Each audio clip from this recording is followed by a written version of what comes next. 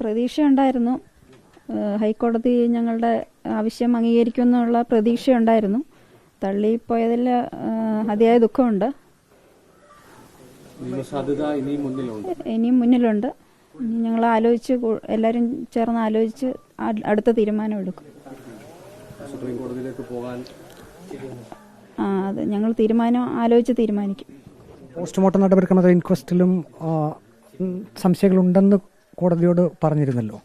എല്ലാ കാര്യങ്ങളും കോടതിയിൽ ബോധിപ്പിച്ചതാണ്. രാംകുമാർ സാറായിരുന്നു ഞങ്ങളുടെ അഡ്വക്കേറ്റ്. നന്നായിട്ട് തന്നെ അദ്ദേഹം എല്ലാം പ്രസന്റ് ചെയ്തിട്ടുണ്ടായിരുന്നു. എന്തുകൊണ്ടാണ് ഇങ്ങനെ കോടതി അംഗീകരിക്കാതിരുന്നതെന്ന് അറിയില്ല. അഭിഭാഷകൻ കുടുംബം പറയാത്തൊരു കാര്യം ഹൈക്കോടതിയിൽ പറഞ്ഞിരുന്നല്ലോ.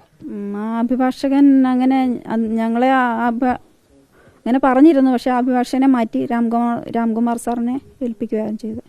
എന്തെങ്കിലും ഗൂഢാലോചന ഉണ്ടെന്ന് സംശയിക്കുന്നുണ്ടോ? ഇല്ല, ഞങ്ങൾ അന്ന് തന്നെ പിന്നെ വക്കാലത്ത് അനിയൻ അഡ്വക്കേറ്റ് പ്രവീൺ ബാബു അന്ന് തന്നെ വക്കാലത്ത് ഒഴിഞ്ഞ് ബാക്കി രാംകുമാർ സാറിനെ ഏൽപ്പിക്കുമായിരുന്നു. അതുകൊണ്ട് കോടതി എന്താ അങ്ങനെ അറിയില്ല. അതിനകത്ത് അറിയില്ല, ഗൂഢാലോചന ഉണ്ടോ എന്നുള്ള കാര്യം അറിയില്ല. നമ്മുടെ ആവശ്യം CBI അന്വേഷണം എന്നുള്ളത് സാധ്യമാകാതെ വന്നാൽ നിലവിൽ നമുക്ക് അവിശ്വാസം ഉള്ളത് കൊണ്ടാണ് നമ്മൾ പോയത്. കേസിന്റെ സ്ഥിതി സംബന്ധിച്ച് നമുക്ക് സ്വാഭാവികമായ ആശങ്കകൾ ഉണ്ടാവാം അല്ലേ? അതെ അതെ. ഞങ്ങൾക്ക് വേറൊരു കാര്യം കൂടെ ഒന്ന് അഡ്രസ്സ് ചെയ്യണമെന്നുണ്ട്. അപ്പം ഇപ്പം കുറച്ച് നാളായിട്ട് ചില യൂട്യൂബ് ചാനൽസിലൊക്കെ ഞങ്ങളുടെ കൊച്ചച്ഛൻ പ്രവീൺ ബാബുവിനെ പറ്റി ഓരോ അപവാദ പ്രചരണങ്ങളൊക്കെ ഇങ്ങനെ നടക്കുകയാണ്. കൊച്ചച്ഛൻ ഞങ്ങളെ ചതിച്ചു, വഞ്ചിച്ചു അങ്ങനെയൊക്കെ പറഞ്ഞാണ്. അപ്പോൾ ഇതൊന്നും കൊച്ചച്ഛനെ അറിയാവുന്ന ആർക്കും ഇതൊന്നും വിശ്വസിക്കാൻ പറ്റില്ല. പക്ഷേ ഇതൊക്കെ വിശ്വസിക്കുന്നവരുണ്ട്. കുറച്ച് പേര് ഞങ്ങളെ വിളിച്ച് ചോദിക്കുന്നുണ്ട്. അപ്പോൾ ആ തെറ്റിദ്ധാരണകളൊക്കെ ഒന്ന് മാറ്റണമെന്നുണ്ട്.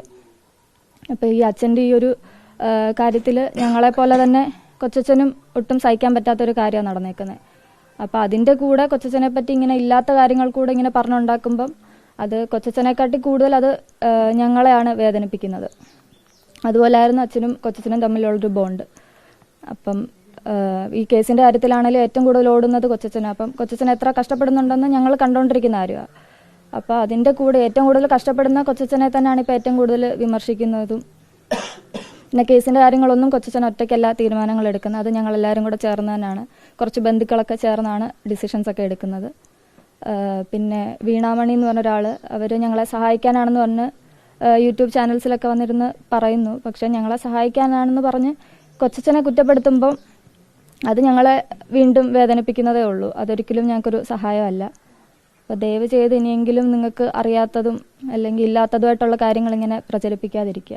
CBI അന്വേഷണം വന്നെങ്കിലേ നീതി കിട്ടൂ എന്ന് തന്നെയാണോ ഇപ്പോഴും? CBI അന്വേഷണം വന്നെങ്കിലേ ഞങ്ങൾക്ക് നീതി കിട്ടൂ. കേരള പോലീസിന്റെ ഭാഗത്തുനിന്ന് നീതി കിട്ടത്തില്ല. അതുകൊണ്ടാണ് ഞങ്ങൾ CBI അന്വേഷണം ആവശ്യപ്പെട്ട് മുമ്പോട്ട് പോയത്. ഇനി മുമ്പോട്ട് തന്നെ പോകാൻ തന്നെയാണ്. സ്പെഷ്യൽ ഇൻവെസ്റ്റിഗേഷൻ ടീമിന്റെ നിലവിലെ അന്വേഷണത്തിൽ തൃപ്തിയില്ല ഇപ്പോഴും? ഇല്ല, തൃപ്തിയില്ല. അന്വേഷണം നടക്കുന്നതേ ഇല്ലല്ലോ, പിന്നെ എങ്ങനെയാണ് തൃപ്തി ഉണ്ടാവുന്നത്? പ്രധാന പ്രതികൾ എല്ലാവരും സംരക്ഷിച്ചുകൊണ്ടിരിക്കുകയല്ലേ, അന്വേഷണം നടക്കുന്നില്ലല്ലോ. നമ്മൾ തുടക്കം മുതലേ ഗൂഢാലോചന സംശയിച്ചിരുന്നു. അത് പരസ്യമായി പറയുകയും ചെയ്തിരുന്നു. മറ്റു ചില ആളുകൾ കൂടി ഈ പ്രതിപട്ടികയിലേക്ക് വരേണ്ടതുണ്ട് എന്നുള്ളത് സ്വാഭാവികമായ സംശയത്തിന്റെ ഭാഗമായി ഉയർന്നു വരികയും ചെയ്തതാണ്. അതെ, ഇല്ല, ആരും വന്നിട്ടില്ല. അന്വേഷണം നടക്കുന്നതേ ഇല്ല. അന്വേഷണം എന്ന് പറഞ്ഞാൽ അത് നടക്കുന്നില്ല. അതുകൊണ്ടാണ് ഞങ്ങൾ CBI അന്വേഷണം ആവശ്യപ്പെട്ട് കോടതി മുൻപാകെ പോയത്. പിന്നെ നമ്മുടെ കൂടെ നിൽക്കുന്നവരെ, നമ്മളെ സഹായിക്കുന്നവരെ തളർത്തുക എന്നുള്ളതാണ് ഇപ്പോഴത്തെ അവരുടെ ഒരു ലക്ഷ്യം.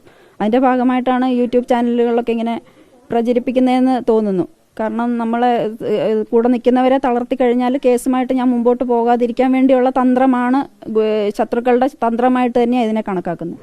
ശത്രുപക്ഷത്ത് ഏതെങ്കിലും പൊളിറ്റിക്കൽ ഇൻഫ്ലുവൻസ് ഉണ്ട് എന്ന് തോന്നുന്നുണ്ടോ? അതൊന്നും അറിയില്ല, അതറിയില്ല.